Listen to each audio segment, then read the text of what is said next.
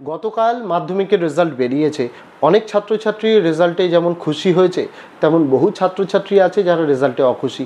যেমন অনেক ছাত্রছাত্রীর কন্ট্যাক্ট স্কুল দেখানোর জন্য তাদের এবার অকৃতকার্য ঘোষণা করা হয়েছে, তেমনি বহু ছাত্রছাত্রী আমার নিজের চোখেও দেখা আছে ছাত্রছাত্রীদের যে নম্বর প্রাপ্ত পাওয়ার কথা ছিল তার থেকে অনেক কম নম্বর পেয়েছে, অর্থাৎ তাদের ডিজার্ভিং নম্বরের তুলনায় তাদেরকে অ্যাভারেজ নম্বর দিয়ে রাখা রয়েছে। তো তাদের এখন কি করণীয়? বোর্ড কিন্তু তাদের জন্য অপশান খোলা রেখেছে, পিপিআর, পিপিএস, অর্থাৎ খাতা স্ক্রুটিনি এবং রিভিউ।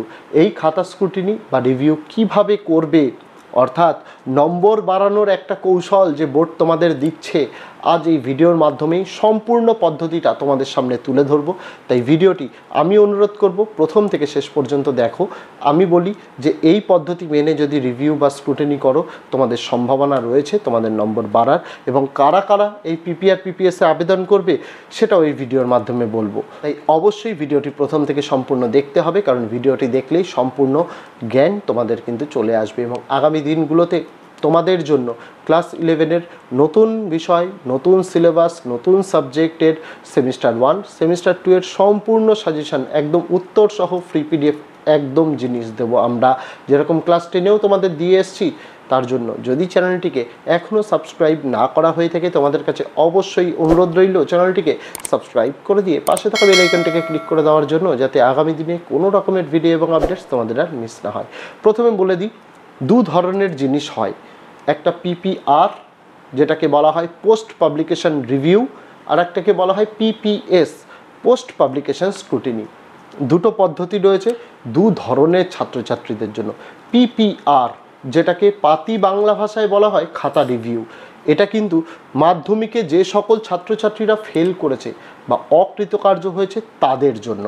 আর স্ক্রুটিনি, পাতি বাংলা ভাষায় স্ক্রুটিনি যাকে বলে, সেটা হচ্ছে যারা পাস করেছে, যদি নম্বরে অসন্তুষ্ট থাকে তাদের জন্য। একে একে স্টেপ বাই স্টেপ আসি। প্রথমে আলোচনা করব পিপিআর পদ্ধতি নিয়ে। পিপিআর মানে খাতা রিভিউ। এই পদ্ধতিটা আমি যেটা বললাম এর আগেও, যে সকল ছাত্রছাত্রীরা এবছর মাধ্যমিকে কোনো না কোনো কারণবশত 4 থেকে 5টি বিষয়ে ফেল করেছো বা তার বেশি বিষয়ে ফেল করেছো, তাদের জন্য এই রিভিউর পদ্ধতি। এই 4, 5 বা 6 কেন বললাম? কারণ তার নিচে ফেল করলে বোর্ড গ্রেস নম্বর দিয়ে দিয়েছে। তো যারা ফেল করেছো তারা, আমি বলবো যে কয়েকটি বিষয়ে ফেল করেছো, সে তোমার পরীক্ষা যেমনই হোক না কেন খাতা রিভিউ করো। প্রত্যেকটা বিষয়ে খাতা রিভিউয়ের জন্য 100 টাকা করে লাগবে। তো ধরলাম তুমি 5টা বিষয়ে ফেল করেছো, তো 5টা বিষয়ে খাতা রিভিউয়ের জন্য কত লাগবে? 500 টাকা। স্কুল কিন্তু অতিরিক্ত 2 টাকা করে চার্জ করতে পারে প্রত্যেকটা বিষয়ের জন্য, অর্থাৎ 5টা বিষয়ে যদি তোমার 500 টাকা হয়, তাহলে আরও 10 টাকা অতিরিক্ত চার্জ কিন্তু স্কুলকে দিতে হবে এই রিভিউয়ের জন্য। তার কারণ কি?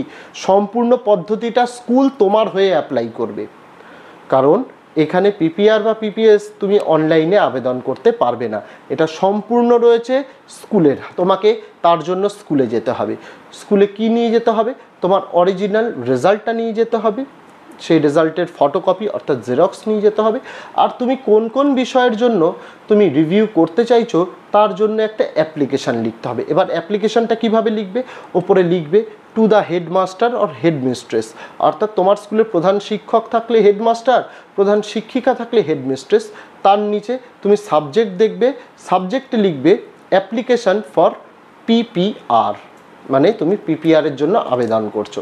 তার নিচে তুমি স্যার বলে লিখে তুমি বাংলা অথবা ইংরেজি দুটোতেই লিখতে পারো। তো তুমি বাংলাতেই লেখো যে আমার নাম এই দাঁড়ি, তারপরে আমার মাধ্যমিকের রোল নম্বর এত, রোল নম্বরটা অবশ্যই অ্যাডমিট কার্ডে যেটা রয়েছে সেটা তোমাকে লিখতে হবে।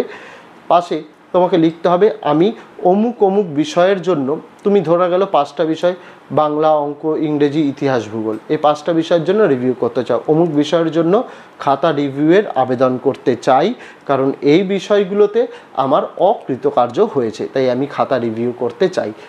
লিখে তোমাকে অ্যাপ্লিকেশানটা জমা করতে হবে। বোর্ড কি করবে? ওই অ্যাপ্লিকেশান, তোমার রেজাল্টের জেরক্স আর টাকাটা তোমার কাছ থেকে নিয়ে বোর্ড কি করবে?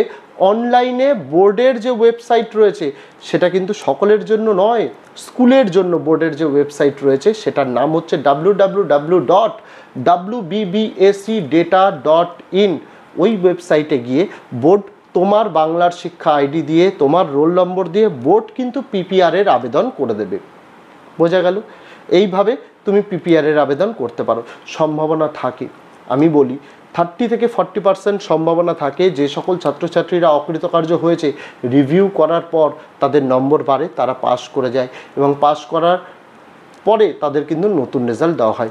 এক্ষেত্রেই বলে দিই, পিপিআর পিপিএসের আবেদন কিন্তু আগামী 17ই মে মধ্যরাত্রি রাত 12টা পর্যন্ত করা যাবে, তার মধ্যে তোমাকে আবেদন করতে হবে।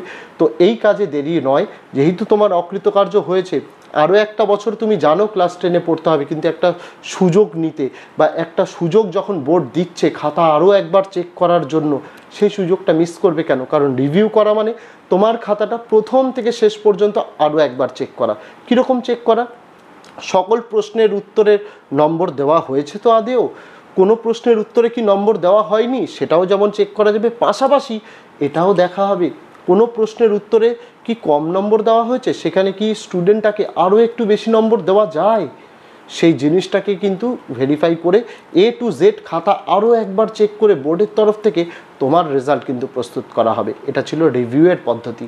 এবার আসা যাক পিপিএস, মানে পোস্ট পাবলিকেশন স্ক্রুটিনি, অর্থাৎ যারা পাস করেছে, যারা মনে করছে আমাদের রেজাল্টে আমরা সন্তুষ্ট নয়, আমরা আরও একটু নম্বর বেশি পেতে পারতাম, তাদের জন্য পিপিএস। কিন্তু এখানেই শুরুতেই বলে রাখি, পিপিএস করলে কিন্তু স্টুডেন্টরা, খাঁটি সত্য কথা আমি তোমাদের বলে রাখি, নম্বর কিন্তু বাড়ে না, খুব কম আছে, 1%-এর থেকেও কম চান্স নম্বর বাড়ার। তার কারণ কি? কারণ খাতা প্রথম থেকে শেষ পর্যন্ত আর চেক করা হয় না, পিপিএসে চেক করা হয় না। পিপিএসে কি করা হয়?